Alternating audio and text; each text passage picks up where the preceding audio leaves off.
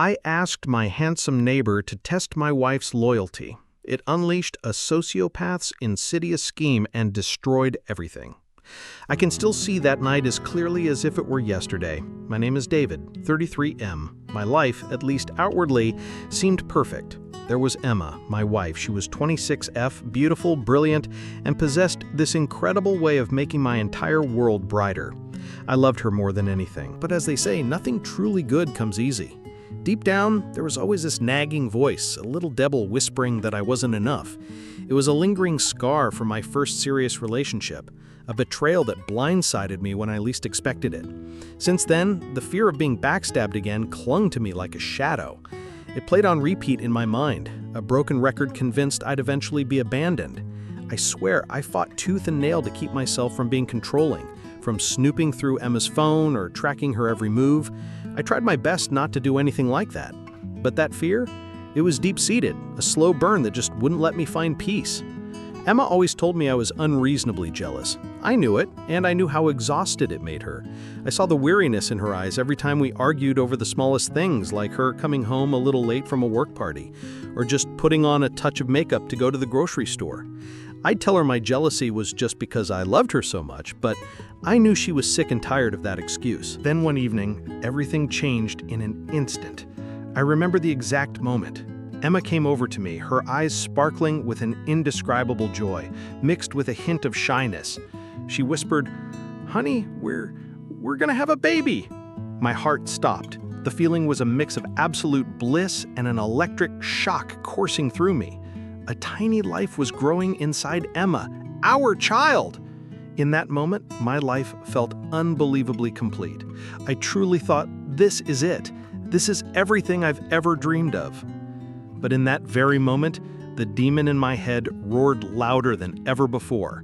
The greater the happiness, the more colossal the fear of losing it all became.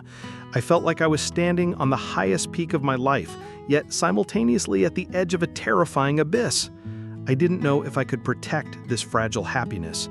That insane fear, that's what pushed me into the most horrific mistake of my life. And then, Chris appeared. He was my new neighbor, moving into the apartment right next door.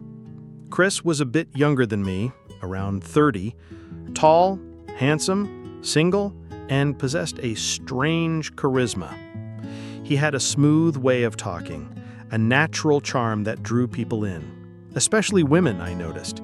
They couldn't help but pay attention to him. Initially, everything was completely normal. Chris and I quickly became close, mainly over late-night soccer games. I'd bring the beer, he'd have the snacks, and we'd just yell at the TV until 2 a.m. The kind of friendship every guy dreams of. I felt like I'd found a kindred spirit after all these years. But looking back now, there were some red flags I was too blind to see. Chris always had these innocent questions about Emma and our life together. In my excitement about having a new friend, I completely missed that these were probing questions. I simply thought the younger guy wanted advice or experience, so I just blabbed on and on, telling him everything about my life, about Emma, about our future plans. I even shared details about our finances, especially the money Emma and I were saving to buy a bigger house for our growing family. Pretty enthusiastic, wasn't I? So incredibly foolish. Then came that fateful night. I was at my weakest, and I confided in Chris about my deep-seated fear of betrayal, about the gnawing insecurity that plagued me. I thought Chris was my friend, that he would understand, but he didn't. He looked at me, a subtle, almost imperceptible smirk playing on his lips, conveying an unspoken meaning I couldn't quite decipher.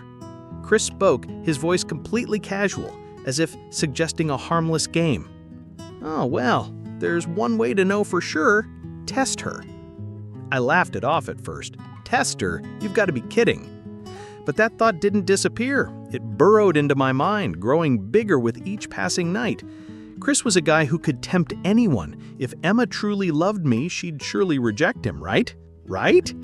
And that insane idea, it propelled me into the worst mistake of my life, not only destroying my marriage, but also unleashing a true demon. And so, on a seemingly ordinary day, I did the most idiotic thing of my life. I gave Emma's number to Chris. I even tried to play it off as a joke. Go ahead and text her, but don't take it too far.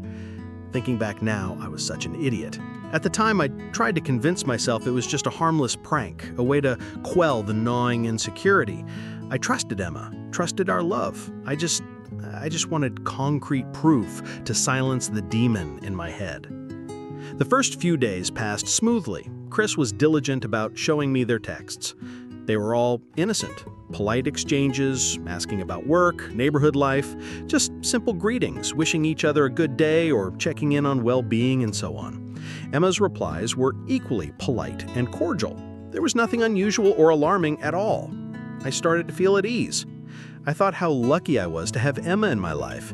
Emma would never fall for anyone, not even a handsome guy like Chris. The fear within me gradually subsided. I thought everything was going to be fine. I'd done the right thing to ease my mind, and now I could completely trust Emma. I even felt a little guilty for doubting her. If only things had stopped there. But no, life never follows the rosy script we write for it. My foolish game was just the prelude to a real nightmare. Things began to change. Chris stopped sending those innocent messages. He upped the ante and started sending blatant flirtations. Chris began complimenting Emma on her beauty, saying he couldn't stop thinking about her. What a smooth talker. I watched Emma read them, but she didn't reply. She just read them. Seeing that, a strange sense of pride swelled within me. She really loved me. She would never betray me. I patted myself on the back, telling myself my insecurity was unfounded. But then, disaster struck. It was during a long weekend. 3 days later, I was sitting watching TV when my phone vibrated. It was Chris calling. His voice was low, sounding tense. "David," he said, Emma just texted me. She invited me out for coffee tonight." My heart stopped. The world spun. "What?" I stammered. All my confidence, all my pride vanished like soap bubbles. The fear that had been dormant now roared more fiercely than ever. I felt my chest constrict. That evening, Emma wore minimal makeup, but I noticed she looked especially beautiful. She said she was going out for a bit. I just nodded. But as soon as she was out the door, I rushed out, got in my car and followed her. My palms were sweating, my mind racing. 1,000 questions swirled in my head. What was going to happen? What would I see? What should I do? I watched her walk into our usual coffee shop. Chris was already there. I parked in a hidden spot, close enough to see clearly, but too far to hear anything. I watched them. They talked. That was it. No touching, no overly intimate gestures, just a normal conversation, lasting a little more than 15 minutes. Then Emma stood up and left. I let out a crazy sigh of relief. I scolded myself for overthinking everything. I rushed over to Chris. He looked at me, his face showing a hint of defeat, like he'd lost a big bet, and that's all it took for me to believe him. But then, Chris immediately said in a low voice, "She knows, David. She knows you're behind this. You're on your own, buddy." At that moment, I felt like I had been struck by lightning. She'd discovered my idiotic game. I knew Emma's personality. I had humiliated her. I had destroyed her trust with my own fears. I stood there, engulfed by guilt and regret. I had ruined everything with my own hands, and I knew it. I didn't know what to do anymore. The feeling of having everything stripped away rushed over me, fierce and cruel. Emma, the baby inside her, the little family I'd always dreamed of, all of it likely dissolving like soap bubbles. I ran home in a daze, every minute a dagger to my heart. I knew Emma was waiting for me at home, and I knew my life would never be the same again. I rushed home, burst into the kitchen, and just as I expected, she was there, sitting at the dining table, the same table where we'd shared countless dinners and talked about our future. But tonight, the air was heavy, chilling. She looked at me. That gaze, I'll never forget it. It wasn't the usual weariness or anger. It was an icy stare, filled with resolve and despair. Emma took a deep breath, then spoke, her voice eerily calm. "I can't do this anymore, David. Let's get a divorce." My heart seized. "No, Emma, please," I choked out. I was scared. I needed to know. She shook her head, a single tear tracing a path down her cheek, but her gaze remained unwavering. "You humiliated me, David," she said, each word slicing into me. "You used your friend to set a trap for me. That's not love, that's control." She looked at me, her eyes filled with pain but resolved. "I've spent 6 years trying to reassure you, but if you still don't trust me, what else can I possibly do to make you believe me?" Then she looked down at her stomach where our baby was growing. Emma's voice caught, but it was still steady enough to pierce my heart. I don't want our child growing up in a home filled with this much suspicion and suffocation. I fell to my knees begging and trying to justify myself, blaming my irrational fear. But my words were meaningless. She had made up her mind. I looked into her exhausted, cold eyes, knowing I had lost everything. Soon after, we officially separated. I moved out, staying temporarily at a friend's place. Every night, I lay awake, staring at the ceiling, feeling like the worst person on earth. I had single-handedly destroyed the family I longed for, lost the woman I loved, and most importantly, hurt our unborn child. The pain of losing my wife, our baby, and the conviction that it was all my fault gnawed at me bit by bit, leaving me unable to breathe. My separation was a living hell. I drifted through life like a ghost, blaming myself for everything. I believed my foolish jealousy had driven Emma and our child away. I thought I had ruined my own life. Then, as I was drowning in a swamp of regret, Alex appeared. Alex was my longtime best friend, the kind of friend you could call at 3 a.m. and he'd still show up. That fateful evening, Alex called me, his voice no longer its usual calm. "David, where are you? I have something you need to see." My heart pounded. Then Alex sent me a video, and what I saw on the screen, it was nothing short of a punch to the gut that left me reeling. On the screen was Emma, my wife, the woman is carrying my child. She was sitting in a fancy restaurant, laughing, holding hands with a man, and that man was none other than Chris, the neighbor I had unwittingly introduced into my life. The video continued. I saw them stand up, Emma linking arms with Chris, and they walked together into a luxury hotel. Not a coffee shop, not an innocent chat, a hotel. The feeling in that moment was worse than any pain I had ever known. I thought I had reached the depths of despair because I had destroyed everything with my own hands. But now I realized I had been betrayed, blatantly and cruelly, humiliated, deceived. Not just by my wife, the woman I loved and trusted, but also by the friend I had blindly believed was only helping me test her. The image of Emma, my pregnant wife, embracing another man and walking into a hotel, it replayed in my mind like a horror movie. I'd tried to tell myself she was just angry, humiliated, that one day she'd come back. But all of it dissolved. I felt like I was going insane. Anger, pain, shame, all mixed together. The feeling of being betrayed, of being utterly humiliated, was worse than death itself. Had they been playing a cruel trick on me all along? Or had Emma just recently fallen for his sweet talk? Why? Why did Emma and Chris do this? Why did they treat me like this? The rage flared, burning everything in its path. The old wound from my first love, which had never truly healed, was now brutally rubbed with salt. And that transformed me. I knew that from now on, I wouldn't be looking for answers. I'd be looking for justice. I went to find Alex, and he looked into my eyes, surely seeing the madness there. "We're going to find out," I growled. "We're going to dig to the very bottom of this." Alex nodded, his face grim. He knew I wasn't joking. And so we began. An unofficial investigation, more meticulous than any professional detective. We started with the smallest clues about Chris. We scoured the internet, from old social media profiles to forums and local news sites.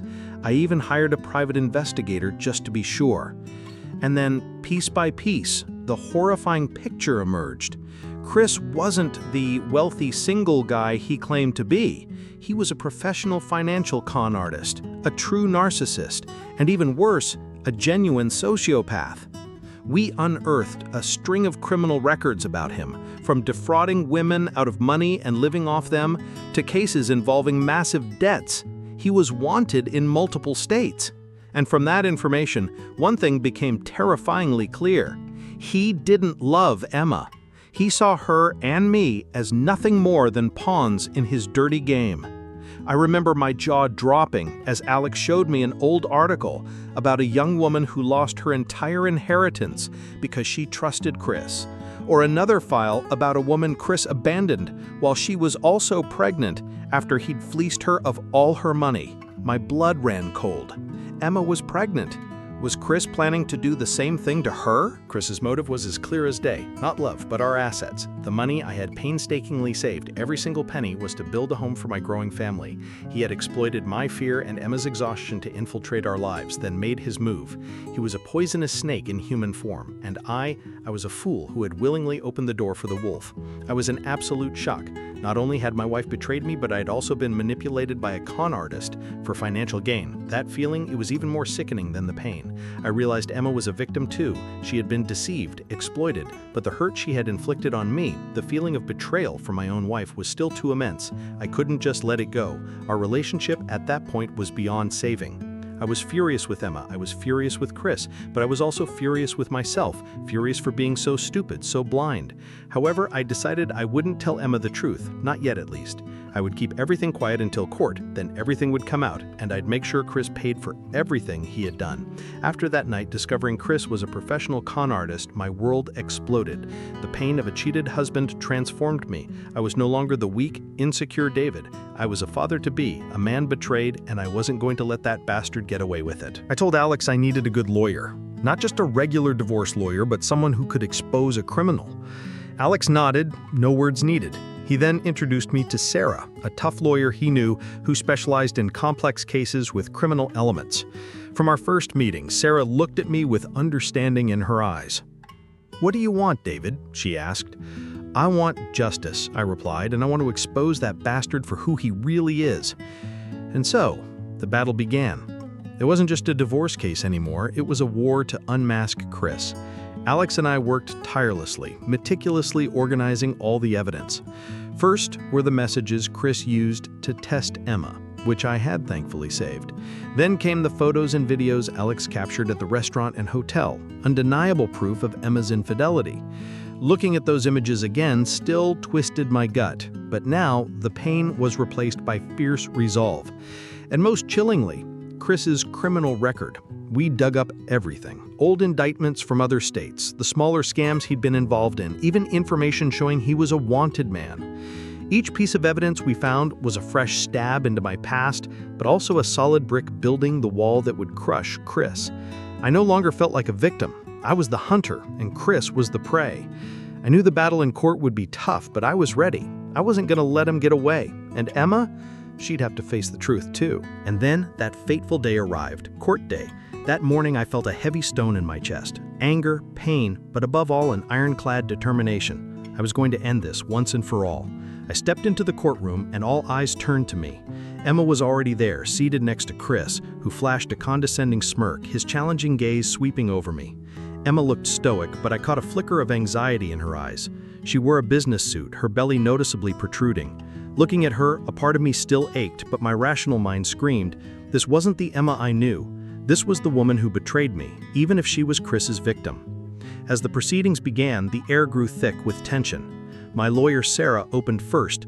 She laid out the divorce case clearly and coldly, presenting the evidence I'd provided of Emma's infidelity, the text messages, the calls, and the photos Alex had taken. I sat there, my heart pounding, watching Emma. Her face briefly contorted as the evidence was presented, but then she regained her composure, trying to maintain a calm facade. We decided to hold back the knockout punch for later. Let them be confident for now. Then it was Emma's turn. She stood, looked directly at me, and spoke clearly. I wanted divorce, she said, each word a fresh wound to my heart. David humiliated me. He used someone else to test my loyalty. I no longer trust him. She spoke of the exhausting months of my jealousy, of not wanting our child to grow up in a home riddled with suspicion. Every word she uttered cut deeper into my emotional wounds, making me feel utterly terrible. As Emma spoke, I saw her glance at Chris, and you know what? That bastard was smiling, a self-satisfied smirk as if he'd already won. That sight just added fuel to the fire. My blood boiled. He still thought he was the most brilliant manipulator in the world, but it was all going to end today. Emma's testimony concluded. Chris, still smirking, stood up, ready to speak. I shot a glance at Sarah, my lawyer. She gave a subtle nod, a nearly imperceptible smile playing on her lips. The final blow was about to land. Your Honor, Sarah began, her voice not loud but sharp as a knife. Before Mr. Chris Jones gives his testimony, we have some evidence and witnesses we'd like to present concerning his past. Chris stopped smiling. His confident demeanor vanished, replaced by a look of skepticism, then apprehension. "I don't understand what you're talking about," he mumbled. But Sarah gave him no quarter. She began projecting what we had unearthed onto the screen. First up were Chris's criminal records. Every indictment, every scam, every massive debt. The entire courtroom held its breath. The names of states and countries flashed across the screen, a long, damning list. Chris started to turn pale. Then Sarah called the first witness. A young woman, her face gaunt, her eyes still haunted by pain. She recounted how Chris had seduced her, promised her everything, then made off with all her savings. She too was a victim he had abandoned while she was pregnant. I saw Emma flinch, her eyes wide, staring at the woman on the stand. The second person, a middle-aged woman, who spoke of how Chris had financially manipulated her. Her voice trembled with anger. One by one, they came forward. Each testimony was a dagger piercing Chris's perfect facade. He just sat there, utterly pale, sweat pouring off him. He tried to object, but Sarah gave him no quarter.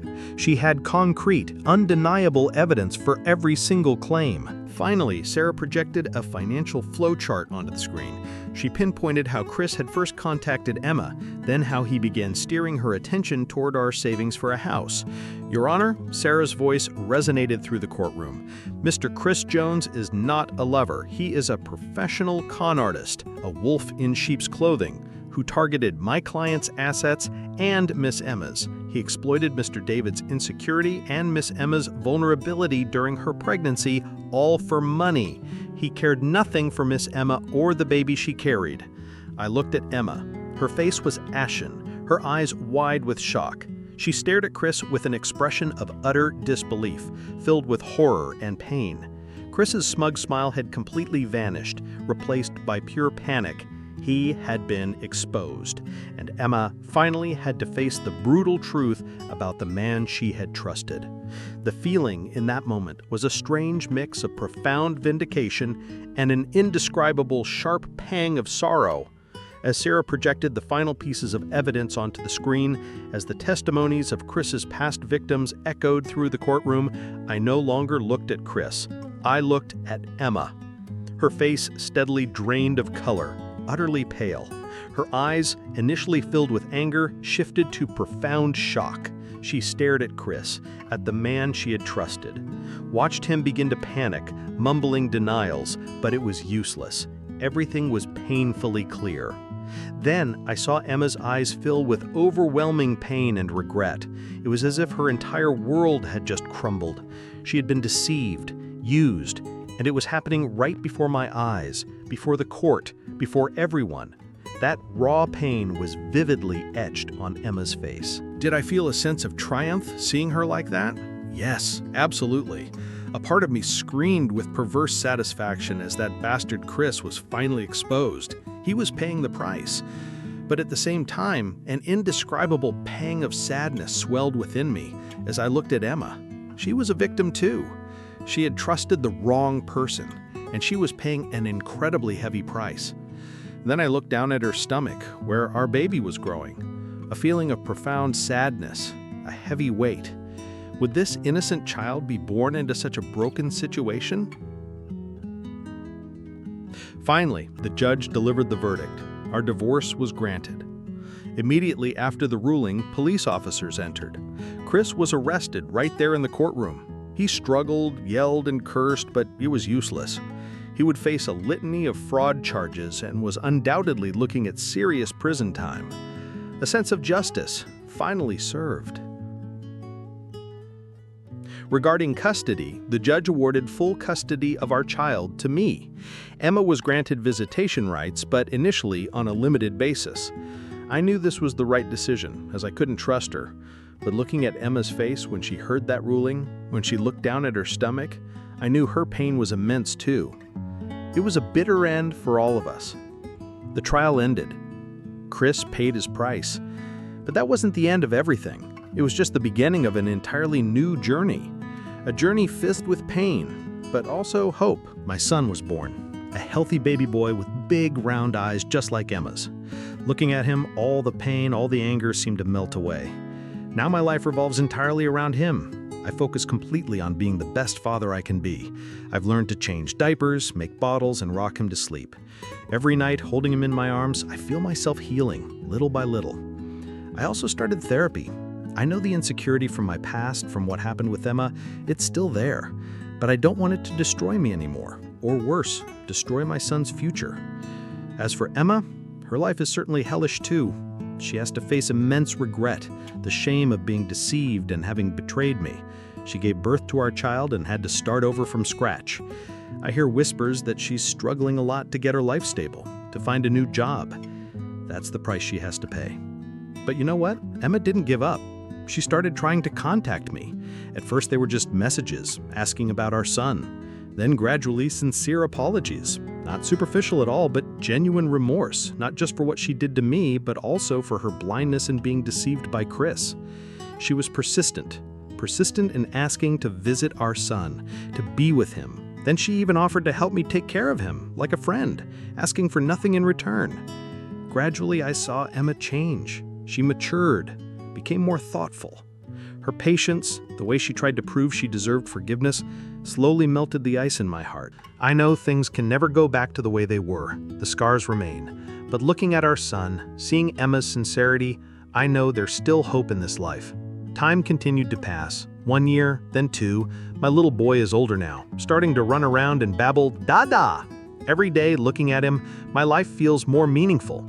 I'm still in therapy, and things are slowly getting better. The wounds in my heart, though they may never fully heal, have at least begun to mend. Emma remained persistent. She didn't demand anything, simply visited our son regularly and helped me care for him. Seeing that sincerity, seeing how she strived to change every day, and most importantly, seeing my son happy with both his parents present, my heart began to soften again. The pain was still there, and the scars of betrayal certainly couldn't be erased, but my love for our son and seeing Emma genuinely changing opened a faint glimmer of hope within me. One evening, as Emma was playing with our son, I looked at her. I took a deep breath and said, "Emma," I began, Could we try dating again?" She looked up, her eyes wide with surprise and a hint of shock. I clarified, "It's not about jumping straight back into marriage. We need time. We need to rebuild everything from the ground up, little by little." I set clear boundaries. Trust would have to be painstakingly reestablished, brick by painful brick. And you know what? She nodded. Now we're dating again. Sounds a bit funny, doesn't it? Two people who were once married, with a child together, are now starting over with coffee dates and dinners. We don't know where the future will take us. This path to reconciliation will undoubtedly be long, difficult, and full of challenges. There will be times we'll want to give up, to just let go. But now, we have our son. And more importantly, we have a glimmer of hope.